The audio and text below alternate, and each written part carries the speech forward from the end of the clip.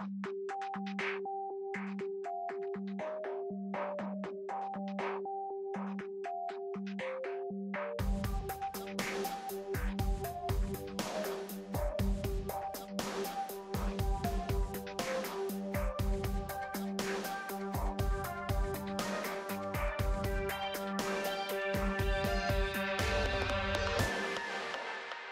was brand manager for Land Rover and Jaguar for 7 years.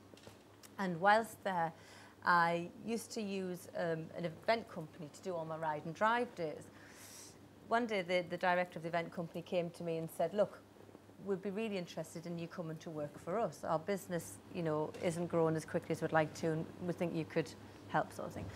So anyway, I went to have a look at this company and looked through their accounts and everything, and the company was actually making a massive loss. And I saw an opportunity to create a one-stop event shop, basically. And instead of working for the company, I bought into it. Everything was great, and within sort of 3 years, we'd created that one-stop shop, and we were preferred supplier to the big banks like the RBS, and we were doing all the, well, basically all the banks' sort of annual awards ceremonies and conferences and things like that, working with big manufacturing companies. And then the hotel group came to us and said, look, we love what you're doing in these, you know, centres and so forth, plus you've got your own clients. We'd like you to be an exclusive supplier of events for us and do all our hotels, but we just want you to work for us. And you've got to demonstrate, though, before you sign the contract, that you're geared up to facilitate the south of England, because it's our biggest, you know, core area.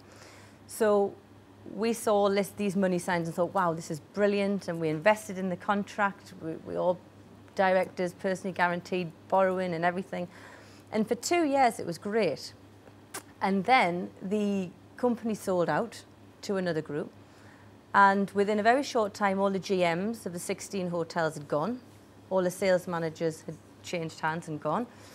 And then the recession hit, and all the manufacturing companies stopped spending money on events, and all the banks withdrew their spending. Long story short, but I had a company that was overgeared. So there's money going out, no money coming in. End of. Finished. So we shut the doors on the company, and because I'd personally guaranteed finance along with the rest of the board, I was declared bankrupt in August last year. And this time last year, I actually thought I was about to lose my house. And at the time, I was a single mum with a 9-year-old child. And I really didn't have a clue what I was going to do.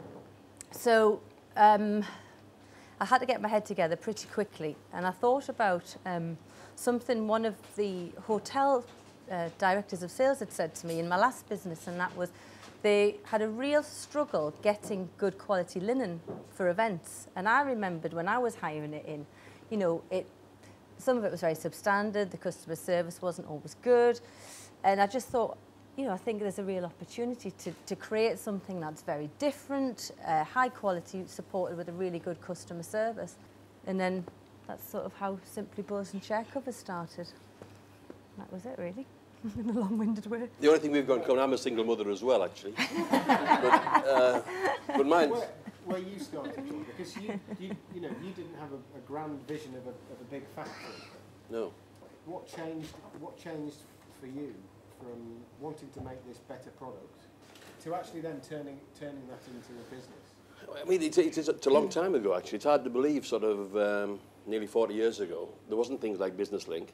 Now, maybe that's an advantage, actually, but I mean, banks didn't have sort of small business departments. It was something that was quite unusual, hard to believe now, actually. There wasn't that sort of infrastructure. And I certainly had never had a plan at all. In fact, when we first started, actually, I remember apologising to people and saying, look, it isn't a proper job, this, but if you want to come and work here, I can pay you whatever it was then. And never imagined that it would actually continue. But that's probably not a bad thing, actually, to live on the edge of it, or not take it for granted or whatever. But certainly never had a vision of... And it's very important to keep saying your prayers, actually. I reckon luck's very, very important, and the power of prayer is even more important, as well as being good at designing domestic dehumidifiers. So what you have this vision now to grow the business, and how do you see that is going to take place? How do you see that you're going to achieve that? Well, through the franchising is the main route, because I franchised the business. Normally you wouldn't franchise a business, I would have assumed, in the first year. But because it was a very easy template to replicate, and you know, I thought to myself, well, look, I want to grow this business, but I never want to end up in the position I was in last year with this fixed cost. You know, I don't want fixed costs, and I don't want to be setting up offices around the UK. So the natural progression for me was to franchise it. And I was very lucky that I got it franchised, and I got 2 people on board straight away who came into the business, like-minded people, who are the right people for the brand. And they are as passionate about it as I am. So they are obviously growing the business. So we've now completely covered the north of England. We're now got somebody very keen from Manchester who again is a professional person who's, you know, very passionate about having a business. And then we've got somebody else in Leeds. So as a progression for growth, the growth is going to be you know, be undertaken through the franchising. But again, it's like keeping that handle on the quality, you know, that's what's so important. So what I've done is I've been very, very careful on who I'm franchising. So it's a bit like an interview process, really, bringing in the right people to the brand, not just wanting to take people's money.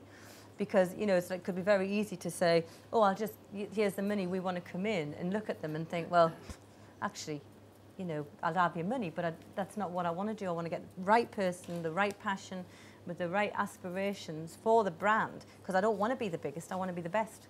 So therefore, it's more important for me to not just be taking the money, it's about longevity of the brand. But you continuously reinvested in developing the business. I think you've got to figure out, you know, whether you want to make money or build a business, and the actual alternatives. I think if money is very, very important to you, you'll never make a lot of money. Strange it may seem that, because what you've got to do is you've got to put it back and risk losing it again. And I think what you can do is separate business money from your money in your pocket, and don't treat it the same, because you're going to make some big decisions that if you thought, crikey, that's my bloody money, you wouldn't do it. So I think you've got to, if money is very, very, very important to you, you'll never put it back in again. Or when you make a reasonable amount, you'll keep it. But I mean, you've got to decide what you want to do. Do you want to make money? Do you want to build a business? And there are alternatives. I think a phrase that someone said to me that I thought was wrong when he said it, but I think it's absolutely right, is it said this: never chase money, always chase success. If you achieve success, money will chase you. Always chase success. And also figure out what success means. And that's not as easy as answer a question as it sounds. What does success mean to you? And interrogate yourself till you find out. It won't be obvious. What does success look like? What does it mean? And get that anger down. That's what it looks like. And then when it gets tough, which it will, go back down and say, that's what I'm trying to do. And I think if it's just making money, you'll fall down. So at what point did you turn from... Tomorrow. An engineer, being an engineer. I'm still an engineer.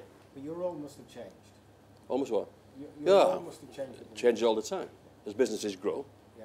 I reckon every time a business doubles in size, from 1 to 2 to 2 to 4, it changes.